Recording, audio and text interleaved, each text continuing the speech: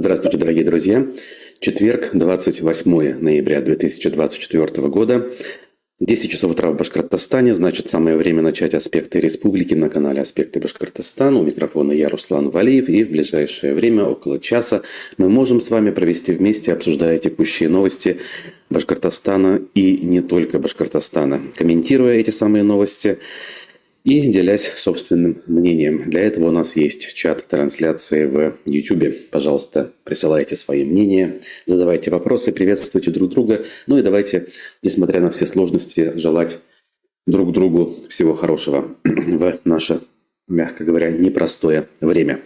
Я напомню, что также наш эфир потом выкладывается в записи в ВКонтакте, а также в телеграм-канал «Аспектов», где можно смотреть, не подключаясь к YouTube там, или к любому другому сайту, потому что в виде файла это дело находится в телеграм-канале. Для тех, у кого с этим самым YouTube проблемы. В общем, стараемся так или иначе подстроиться под любые запросы нашей аудитории. Наши ряды имеют значение, скажем так, и поэтому я напомню, что по возможности, если вы кому-то доверяете, если вы кому-то желаете добра, делитесь, пожалуйста, публикациями, приглашайте зрителей, близких, друзей, значит, соседей, кого угодно, кому вы хотели бы, скажем так, рассказать о том, что в республике также есть альтернативные источники информации. Вот, помогать аспектам можно и нужно, для этого ссылки в описании, как всегда, есть. Это Boosty и Donation Alerts. Boosty проще в этом смысле, там и российские карты в том числе принимаются. Раз уж все организационные моменты мы обсудили, вижу ваши чаты, ваши вопросы в чате стали появляться, будем потихонечку начинать. Вот есть утренний выпуск, сводка новостей в телеграм-канале «Эхо Новости». Давайте с нее и начнем, собственно. За ночь российские системы ПВО уничтожили 25 украинских беспилотников, объявили в Минобороны. Дроны были сбиты над Кубанью, Крымом, Брянской и Ростовской областями. В свою очередь, об обстрелах со стороны России сегодня утром рассказал мэр Харькова. По его словам, они пришлись по территории одного из гражданских предприятий, а пострадавших не сообщается. США готовят новый пакет помощи Украине на $72,5 миллиона. Как сообщает Reuters, уходящая администрация Байдена планирует предоставить Киеву мины, ракетные комплексы «Стингер», боеприпасы для «Хаймарс» и другие вооружения. Их планируют взять со складов вооруженных сил США. Власти Берлина отказали в предоставлении вида на жительство 4 сотрудникам российских СМИ. Как утверждает РИА Новости, этот факт агентству подтвердили в одном из департаментов Сената немецкой столицы. Речь в том числе идет о гражданине Бразилии, работающем в агентстве Руптла, которое входит в состав Russia Today, Маргариты Симонян. США призвали Украину понизить возраст мобилизации с 25 до 18 лет. О неофициальных заявлениях со стороны Белого дома сообщают Associated Press и Financial Times. В Вашингтоне считают, что Киев не обучает достаточное количество людей для противостояния России. При этом украинские власти опасаются идти на этот шаг из-за негативного влияния на демографию. На китайском судне, задержанном после обрыва кабелей в Балтийском море, обнаружили характерные повреждения. Как пишет Wall Street Journal, они говорят о том, что кабели были оборваны с помощью якоря, который сухогруз тащил по дну больше 200 километров. По оценке участников расследования, к диверсии может быть причастна российская разведка. В Сирии вооруженные группировки, выступающие против режима Башара Асада, перешли в наступление на западе провинции Алеппо. Как сообщает CNN, повстанцы ведут бои уже в 20 километрах от одноименного города. Нынешняя эскалация стала первым масштабным столкновением между сторонами с весны 2022 года. Федеральная торговая комиссия США начала антимонопольное расследование в отношении компании Microsoft. По данным Bloomberg, оно в том числе коснется разработок в сфере кибербезопасности и искусственного интеллекта. Расследование связано с использованием компанией своего программного обеспечения в сфере безопасности для продвижения на рынке облачных технологий. Это были новости с телеграм-канала «Эхо Новости». Ну а мы двигаемся дальше уже к нашей республиканской башкортостанской повестке. Вчера СМИ сообщили о том, что установлена таки стоимость будущей платной парковки в центре Уфы, и она составит 40 рублей в час.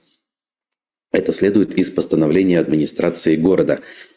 Дальше сообщается, что при расчете размера платы использовалась формула, которая была утверждена правительством республики в декабре 2023 года.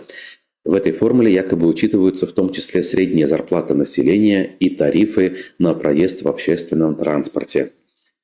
Администрация Уфы разработала проект адресного перечня платных парковок в городе, в который вошли 1188 мест. Ранее глава администрации Мавлиев сообщал о том, что планируется около 3000 платных парковок. Ну, то есть в итоге все-таки их сильно меньше, чем обещал Мавлиев. Значит, контракт на поставку автоматизированной информационной системы для обеспечения функционирования платных парковок общего пользования заключен с ООО «Гиборг» за 15,4 миллиона рублей при начальной цене контракта 17,6 миллиона. В общем, любопытно. Я вам что скажу? На мой взгляд, это все неправда по поводу формулы так называемой. Когда что-то считаешь по формуле, никогда не получишь круглую сумму в 40. Ну, в лучшем случае 40 рублей, сколько-то копеек. А вообще, скорее всего, сумма, если ее реально считать по формуле, получается совершенно не круглой. Условно, 37,93, например. Ну ладно, не будем к этому придираться. Вопрос к 40 рублям. На мой взгляд, учитывая нынешний порядок цен и, скажем так, качество взимаемости этой платы на первом этапе, скорее всего, вот эта плата даже окупать затраты на организацию платных парковок не будет. Ну, то есть вероятность и весь смысл предполагать, что, скорее всего, эта цена лишь на первоначальный период. Она будет расти и довольно в скором времени будет корректироваться в большую сторону для того, чтобы, во-первых, выходить на самоокупаемость, во-вторых, выходить на все-таки прибыль. Но если мы считаем, что власти хотят на этом заработать и, более того, отправить эти деньги на какие-то благие нужды. Ну, ладно, вторую часть мы не можем с вами утверждать, но, по крайней мере, есть логика в том, чтобы работать не в минус, а в плюс. Вот. Я уже много раз говорил, что платные парковки в центре городов – это неизбежное зло для автомобилистов, но это необходимое добро для жителей городов как таковых. И жители городов, в том числе автомобилисты, конечно же, являются пешеходами. Они являются пешеходами, и в этом смысле это добро для всех. Большой смысл для всех. Вот. Ну а мы дальше двигаемся к следующим городам. Город у нас один в основном в повестке дня – это Уфа. И эта самая Уфа поставляет буквально ежедневно новости из разряда того, что очередной квартал в центре, в историческом центре, в районе проспекта Октября, ну то есть в привычных для горожан местах, будет передан под массовую застройку со сносом существующих сооружений. Мэрия готовит постановление о комплексном развитии части квартала между проспектом Октября, улицами Бессонова, имени города Галли и Комсомольской. Проект решения опубликован на сайте городской электронной газеты ufavет.info. Вот и такая есть, если вдруг вам интересно. Документ планируют принять уже в первом квартале 2025 года. Об этом в пресс-службе администрации пояснили. В общем, понимаете, да, о каком месте идет речь? Еще раз. Это центр, это между проспектом Бессонова, Галли и Комсомольской. Ну, квартал, где частично раньше находился, например, Уфа-Морголзавод, Гормолзавод. Вместо завода там давно уже дома стоят, по-моему, фестиваль называется, жилой комплекс, но в целом в квартале еще оставались невысокие дома, в частности даже двухэтажные, поскольку там есть малозаметная и, может быть, не всем известная улица электрификации. Так вот, 3,5 гектаров выделяется, 7 лет. И, соответственно, планируется построить на месте 11 аварийных малоэтажных жилых домов все это дело. Будет разрешена среднеэтажная и многоэтажная жилая застройка, размещение парковок, коммунальных сооружений, административных зданий, а также поликлиник и учреждений дошкольного и школьного образования. Обязательства застройщика по минимальному объему инвестиций, наличию средств для расселения жильцов аварийных домов, а также передачи в муниципальную собственность объектов социнфраструктуры в проекте не прописаны. Вот буквально реально, вот на этой неделе у нас что, четверг, ежедневно, знаете, были новости о том, что выделяется очередной квартал в той или иной части города. В данном случае, наверное, наименее спорная история. Все-таки не весь квартал, ну, скажем, хрущевки сносить не планируют, сносятся лишь двухэтажки. Но в результате этой так называемой реновации оставшиеся пятиэтажки, скорее всего, ну, мягко говоря, будут утоплены, скажем так, среди возводимой вокруг высотной застройки. Разумеется, при этом плотность населения резко вырастает, нагрузка на транспортную инфраструктуру и прочую. В конце концов, коммунальную инфраструктуру тоже нагрузка ведь растет. Потребление воды, я не знаю, газа, видимо, электроэнергии, все это дело резко увеличивается, так или иначе. В общем, превращаем город не в удобное для горожан и жителей пространство, а в некое такое гетто, да, где собирается, я не знаю, какое-то безымянное население, бесправное и совершенно не социализированные между собой. Люди, которые друг друга не знают, не хотят знать, не взаимодействуют и живут по принципу «моя хата с краю». В больших жилых комплексах так происходит всегда. Между соседями коммуникация, как правило, установиться не может от слова совсем. Даже чаты, хваленые общедомовые, как показывает опыт, привести к более или менее нормальному взаимодействию не могут, потому что в этих чатах отсутствует большая часть жителей. В общем, об этом урбанисты, профессионалы во всем мире, да и в нашей стране уже давно все сказали. Но в Уфе, как говорится, продолжают наступать на грабли, на которые все в мире уже давно наступили. Почему? Потому что живут по принципу «после нас хоть потоп». Никто, судя по всему, из тех, кто руководит городом и республикой, свое будущее и будущее своих детей с родным городом не связывают.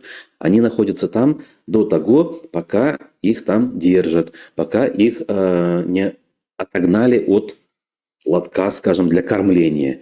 Потому что и свои должности они расценивают как возможность кормления. Да, помните на Руси, как это называлось? То есть... По-моему, при Петре такой термин ввели. Сейчас уж не могу врать, потому что точно не скажу. Но, в общем, чиновников сажали на кормление, давая им возможность зарабатывать неправедным путем, поскольку жалование, официальное жалование, если и платили, то платили символическое. В общем, давали возможность зарабатывать кто как умеет. И вот... Опять же, я сейчас оцениваю лишь с точки зрения того, что вижу, могу ошибаться, но почему-то мне кажется именно так. Когда такое безобразие творят элементарно со строительством, с благородным, казалось бы, делом, ведь строительство – это хорошо, это жилье для людей, это красивый город, казалось бы, удобный город, современный город. Но нет, у нас любое строительство превращается в превращение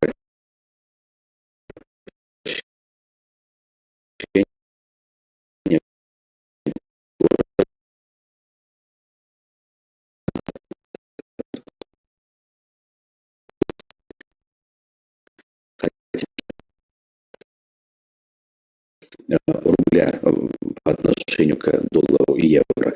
В общем, вполне ожидаемая история. Да, нефтяных денег, несмотря на то, что их много, все равно становится недостаточно. И ставка у вас максимальная по Центральному банку. Кредиты дорогие.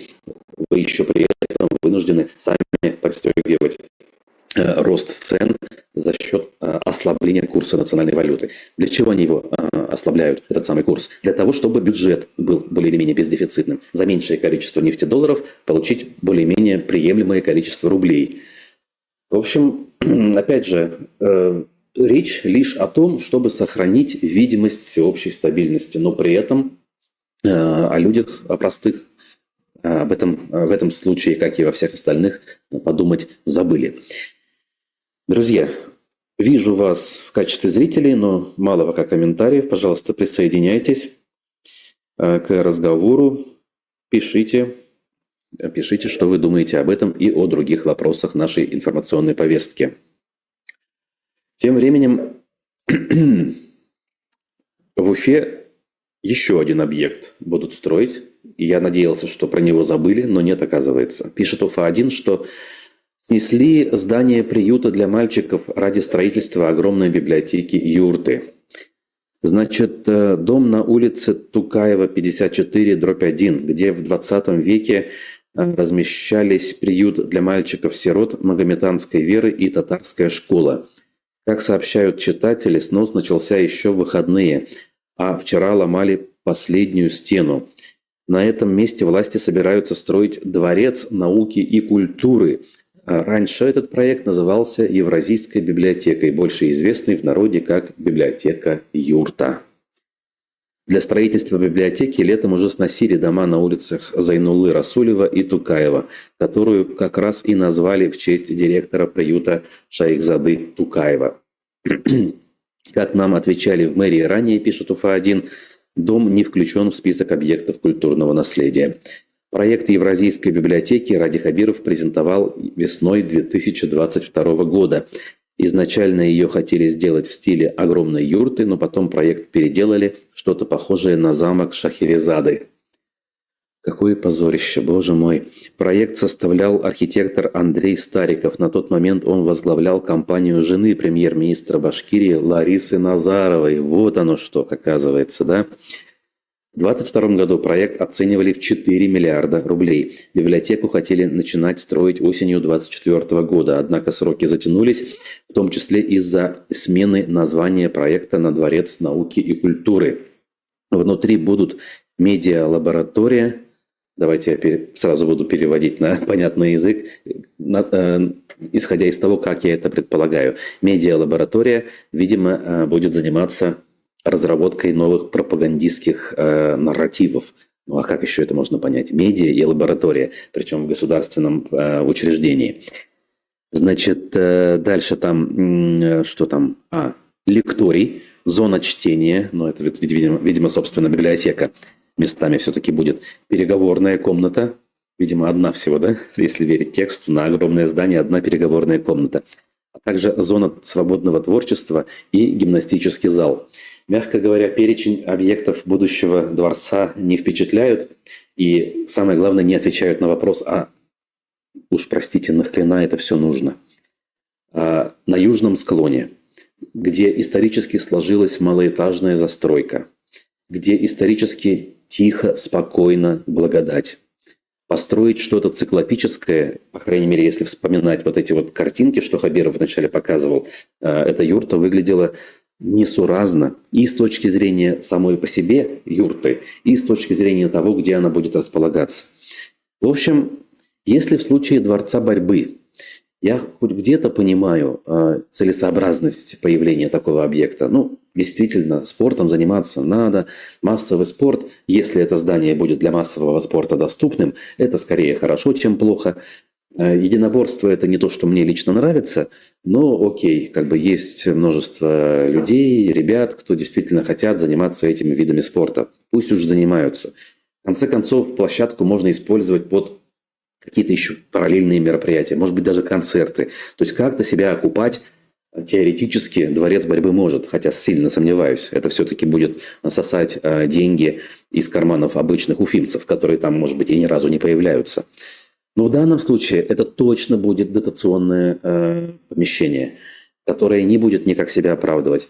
Судя по описанию, я опять же за что купил, за то и продаю, как говорится.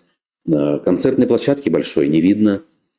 Какие-то конгрессные мероприятия проводить там смысла не будет, в то время, когда есть конгресс-холл, готовое помещение, которое тоже ведь большую часть года пустует.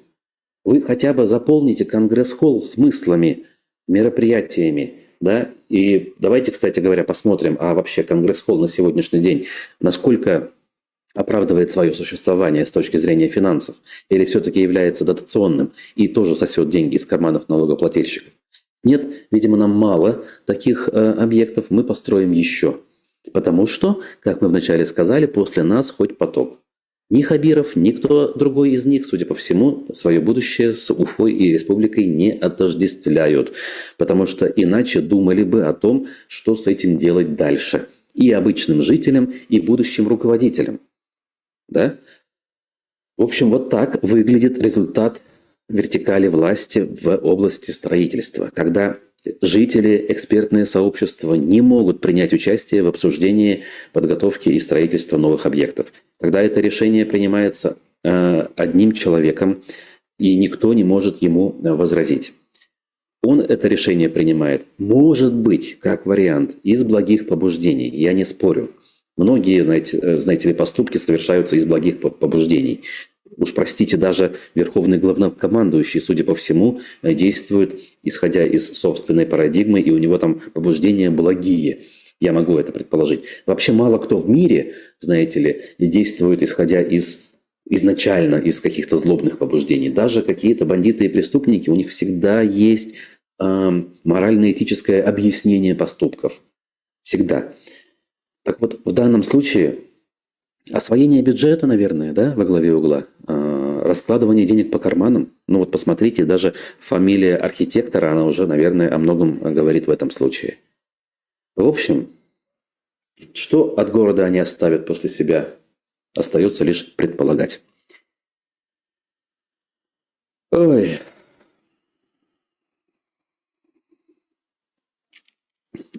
Так. Тут вижу тут ваше общение. Дворец науки и Россия будущего у меня что-то не связывается. Голод и убийство. Да.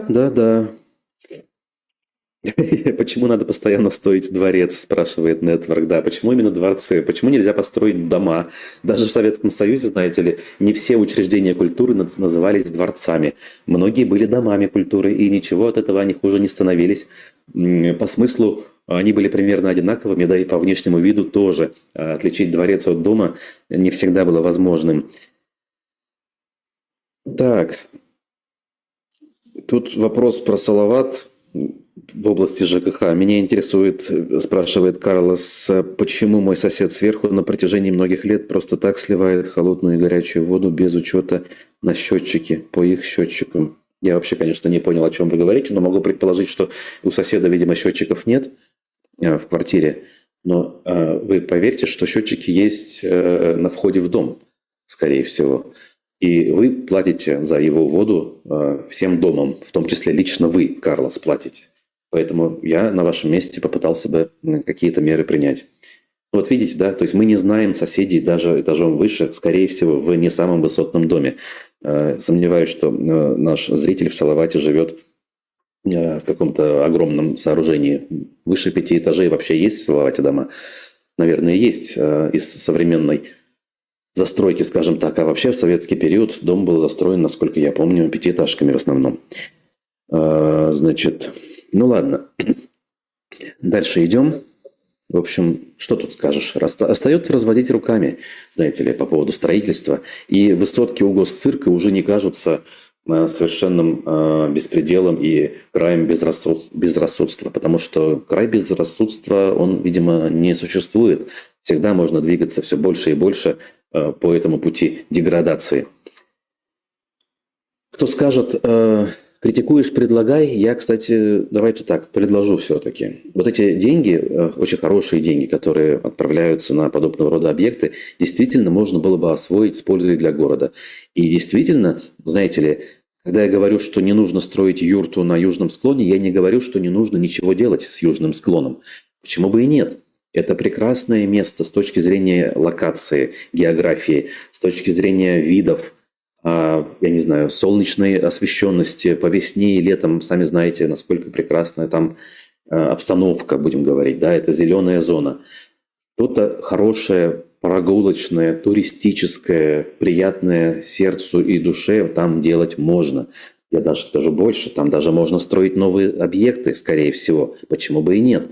но они должны быть аккуратными и вписываемыми в окружающий ландшафт. Условно говоря, там есть старая Уфимская соборная мечеть, и все объекты, которые там появятся в будущем, не должны перекрывать вид на эту мечеть. Она там должна остаться доминантой.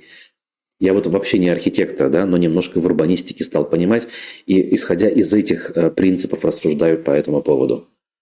Наверное, специалисты, которые до сих пор, вы знаете ли, остаются в Уфе, собравшись на эту тему, могли бы немножечко, пообсуждав, прийти к какому-то решению. Но не таким волюнтаристским решением, как это происходит в случае с Хабировым и его колоннадами, дворцами борьбы и юртами, которые будут пустовать и просто-напросто требовать бюджетных денег.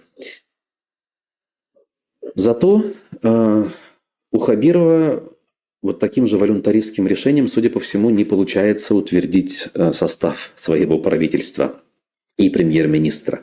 Опять же, сегодня в Курултае Госсобрании запланировано очередное заседание. Пруфы ранее писали со ссылкой на свои источники, что, скорее всего, сегодня утверждение пройдет. Но вчера они пишут, что нет. Их источники, те же самые, видимо, сообщают, что согласовать состав правительства и личность премьер-министра Хабирову в Москве не удалось.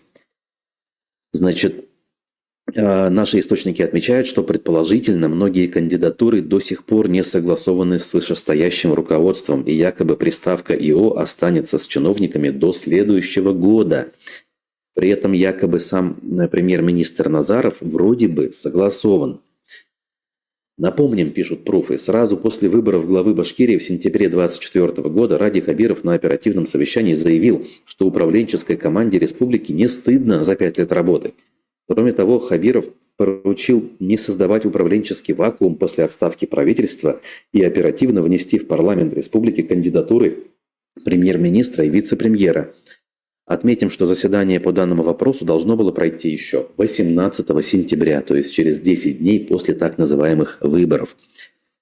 По поводу «не стыдно», видимо, да, вот 18 высокопоставленным чиновникам, оказавшимся в уголовных сводках, наверное, абсолютно не стыдно за 5 лет работы. 18, это по самым скромным подсчетам.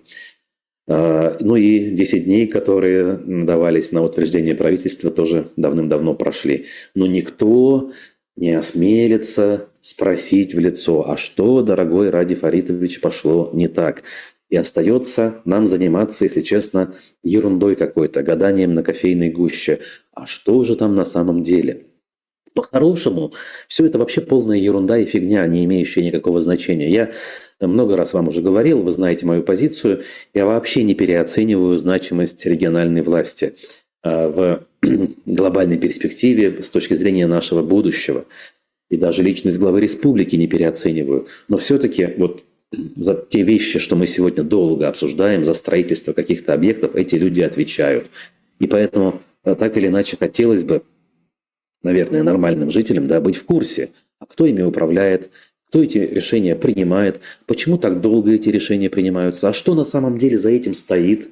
Мы вообще-то, могут сказать жители, ответственные, да, скажем, и неравнодушные к своему гражданскому праву, мы избрали своего главу большинством голосов. Мы выдали ему кредит доверия еще в сентябре.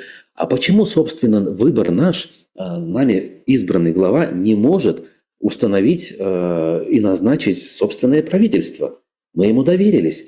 Вот опять же, будь у нас нормальное общество, да, и институты гражданского общества, люди вышли бы на массовые митинги уже перед федеральными структурами и сказали бы: Кремль, ау, мы здесь выбрали своего руководителя, отстаньте от него, дайте ему возможность выбрать и назначить себе премьер-министра. Потому что нам нужно, чтобы наше правительство в республике работало полноценно, а не находилось в состоянии чемоданного настроения. Разве не так?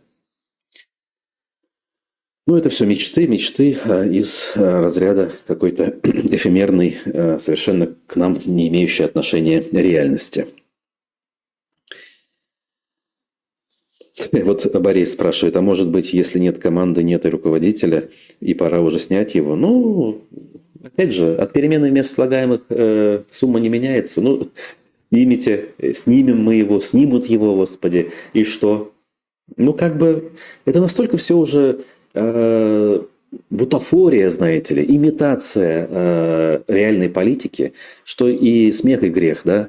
Опять же, мы тратим на это время, мы это обсуждаем, но, как мы вчера выяснили в нашей встрече, мы же не можем постоянно говорить об одной главной проблеме. Мы должны все-таки обсуждать все остальные проблемы помельче, менее значимые, скажем так. Кстати, по поводу позиции Хабирова, по поводу того, какая там борьба есть или нет на место Хабирова в должности главы республики. Вчера мы очень содержательно и подробно поговорили с гостем аспектов мнений, иностранным агентом и политологом Аббасом Галямовым. Человек, который был вхож во властные круги, был заместителем руководителя администрации Хамитова, занимался внутренней политикой, выборами. В общем, немножко понимает, о чем говорит. И, на мой взгляд, его позиция по поводу устойчивости Хабирова, она вполне себе аргументирована и интересна. Послушайте эфир, у нас на канале он есть, если еще вдруг не смотрели. Вот.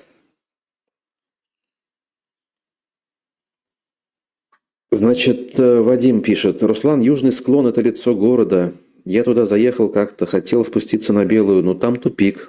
Подтверждаю, асфальта нету, выехал на дорогу, ровное место и, видать, Белый дом. Там же люди еще живут, никакой цивилизации. Ну, там действительно 19 век. То есть, я понимаю, что это будет не просто все до ума доводить, с учетом того, что люди живут, у них там собственность.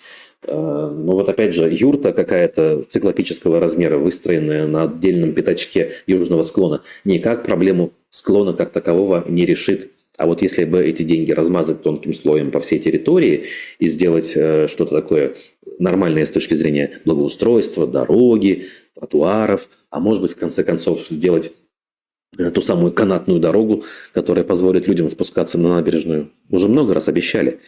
Я не знаю экономическую целесообразность этого проекта, тоже надо ее обсуждать, но как вариант, я лишь варианты накидываю, которые можно было бы обсудить с точки зрения улучшения доступности и привлекательности этого места для людей. Ой, ладно. Тем временем те же пруфы пишут, что в России удивились тому, как Владимира Путина встретили в Казахстане. У аэропорта появился билборд с надписью «Ваше превосходительство, господин Владимир Путин».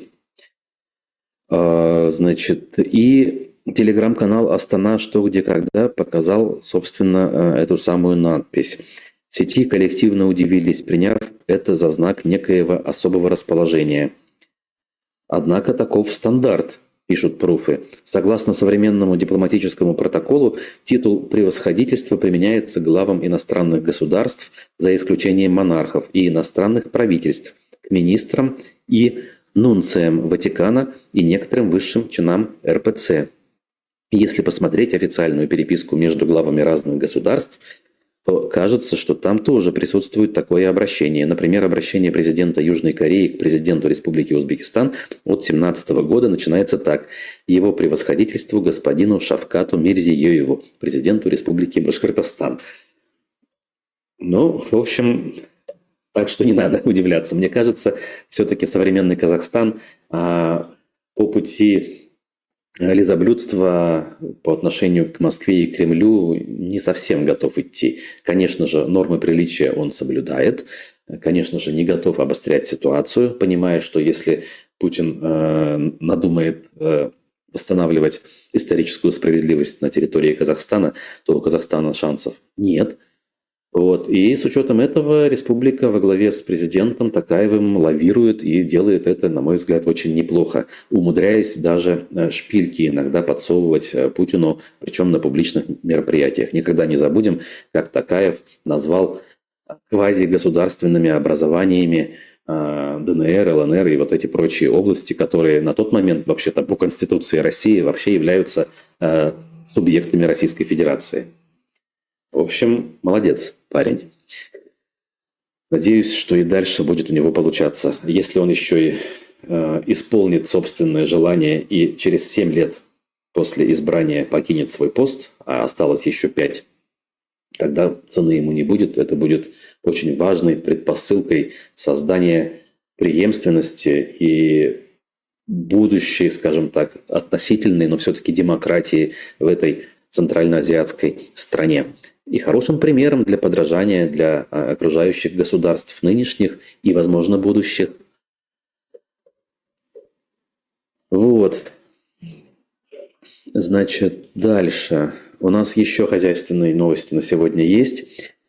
Дороги, разбитые при возведении трассы М12, обещают восстановить за счет строителей и бюджета республики, сообщает городской телеканал ЮТВ. Строительство трассы М12 «Восток» на участке Дюртюли-Ачит перешло на завершающую стадию. Мы говорили, что, несмотря на планы сдать в конце этого года, эти планы перенесли на следующий.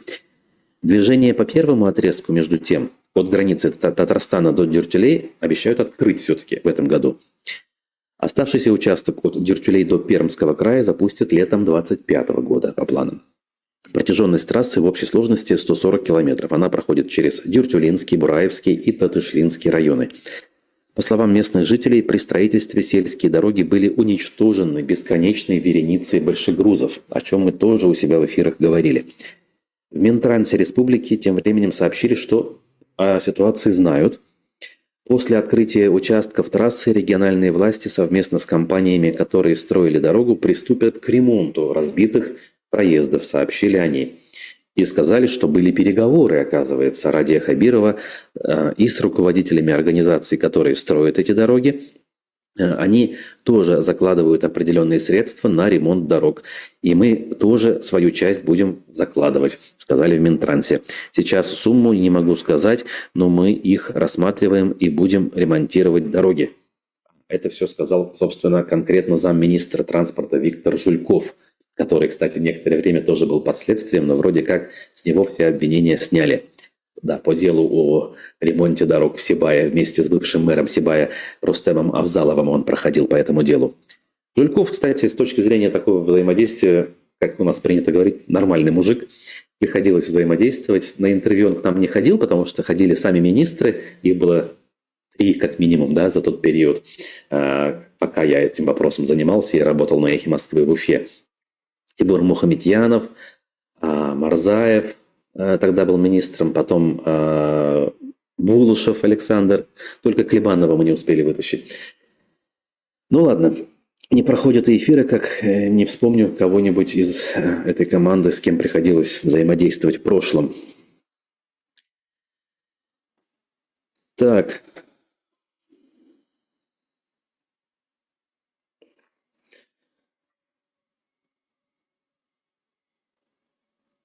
Кстати, прекрасно. Да-да-да, нам напоминает. Сегодня мы же много говорим про южный склон. А ведь был отличный проект Музея современного искусства на склоне со стороны набережной. Но нет, не дали построить.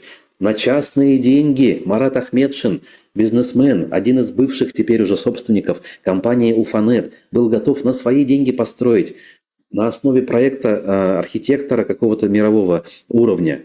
Объект, который как раз-таки своими размерами абсолютно вписывался в окружающий ландшафт. И мог бы быть просто изюминкой, знаете ли, не просто в Уфе, а на всей территории республики. Но нет, Хабиров и его люди решили, что нужно потратить бюджетные деньги, а чтобы что? Правильно, сами дальше можете домыслить. И построить какое-то, извините, говно на палке. Давайте будем вещи своими именами называть.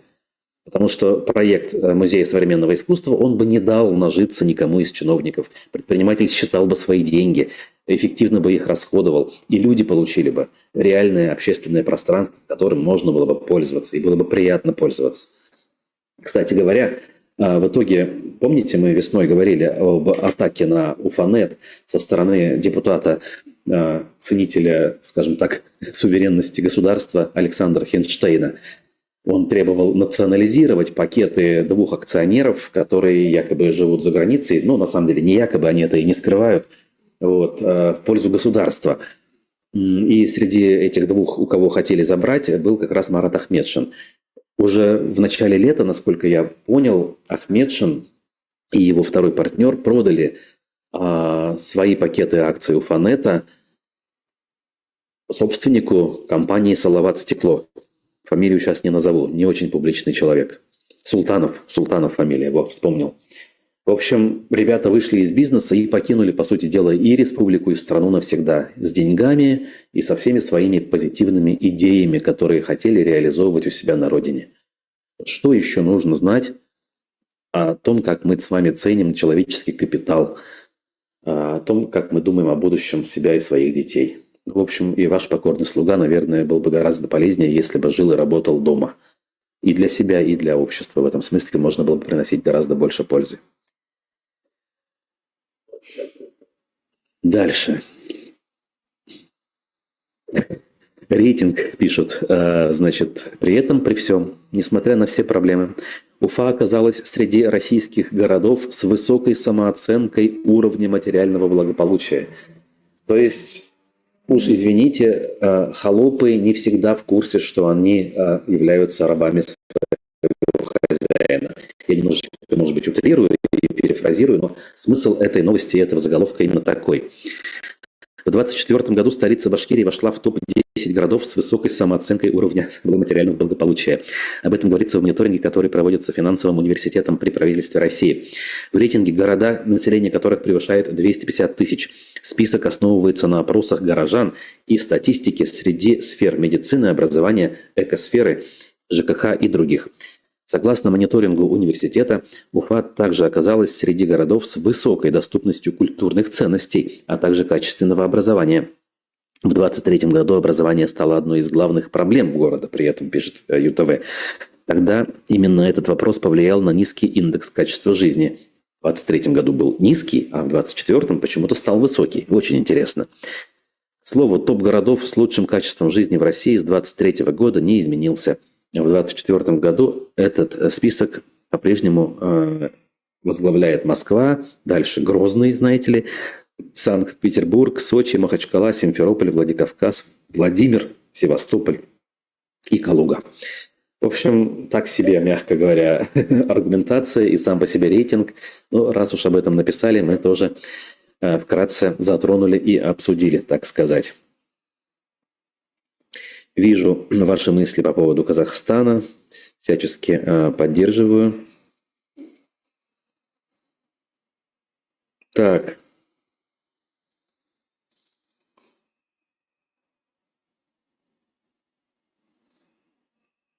Вы тут про кого-то, про Хинштейна пишете, искажая его фамилию, и типа остался бы он у себя в Росгвардии.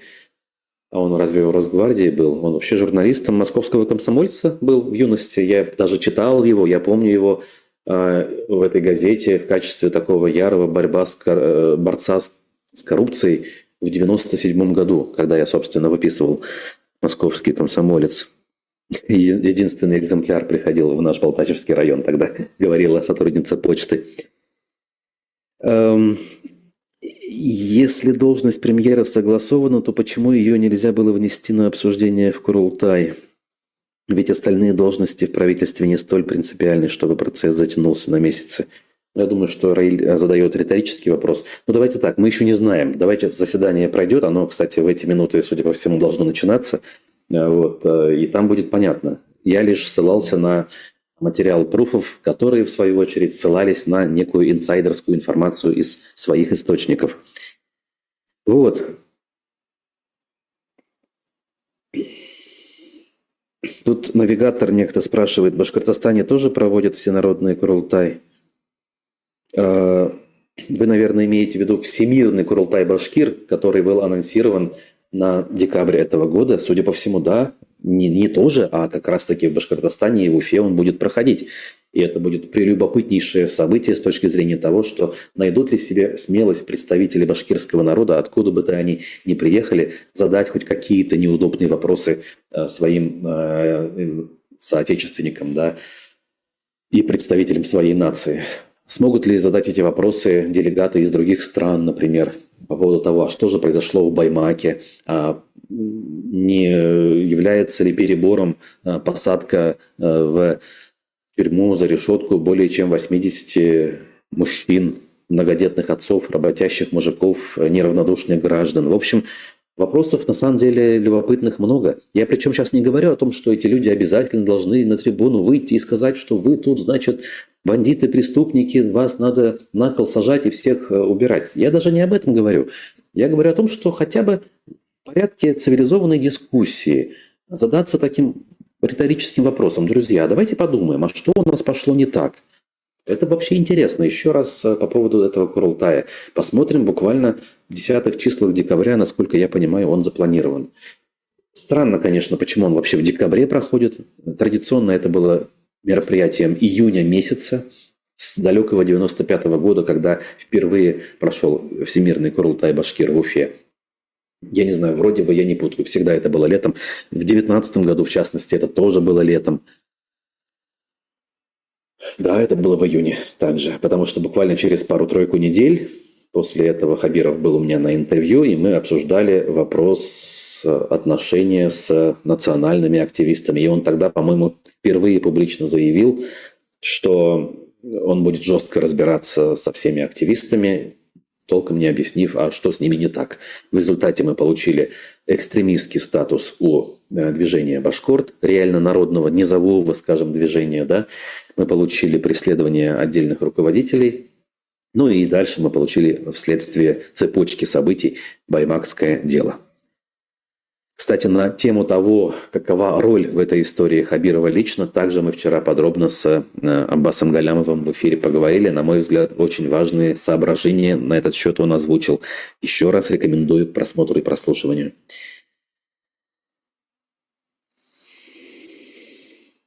Ага, навигатор пишет нам из Кыргызстана, из Оша.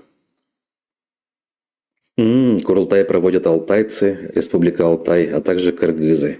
Может, они как-то параллельно проходят, эти Курултаи? Интересно. Интересно.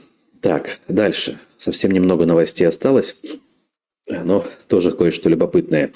Вице-премьер России Дмитрий Патрушев, какая знакомая фамилия, оценил мощности маслозавода в Башкортостане, пишет нам Башинформ. Значит, Патрушев, а также исполняющий обязанности премьер-министра Андрей Назаров, а также тут и министр сельского хозяйства Ильшат Фазрахманов посетили производственные площадки Чешминского маслоэкстракционного завода и компании «Элеватор» в Кумертау. Андрей Назаров рассказал, что данные предприятия обеспечивают население республики, а также поставляют масло за рубеж, занимая 70% всего экспорта продукции агропромышленного комплекса. На заводе ежесуточно перерабатывают до 1000 тонн подсолнечника и более 600 тонн рапса. Выжимают свыше 300 тонн растительного масла, который в том числе нужен для производства маргарина и майонеза. Открыл нам Америку Назаров. В общем, обычная официальная хроника, да, пропагандистского толка.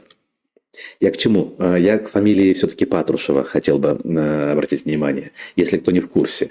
Целый вице-премьер российского правительства, целый министр сельского хозяйства всей страны огромный, сын Николая Платоновича Патрушева, того самого ястреба в окружении Владимира Путина, который всю жизнь, по сути дела, рядом с ним находится и является одним из главных застрельщиков, скажем, да, вот этой всей ситуации, в которой мы оказались.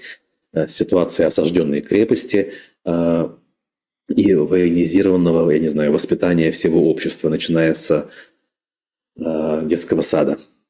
Неужели в стране не было людей, кто всю жизнь работал в области сельского хозяйства и сделал хорошую карьеру? Почему сын чекиста, городской житель, который к этому не имеет никакого отношения, возглавляет подобного рода ведомства?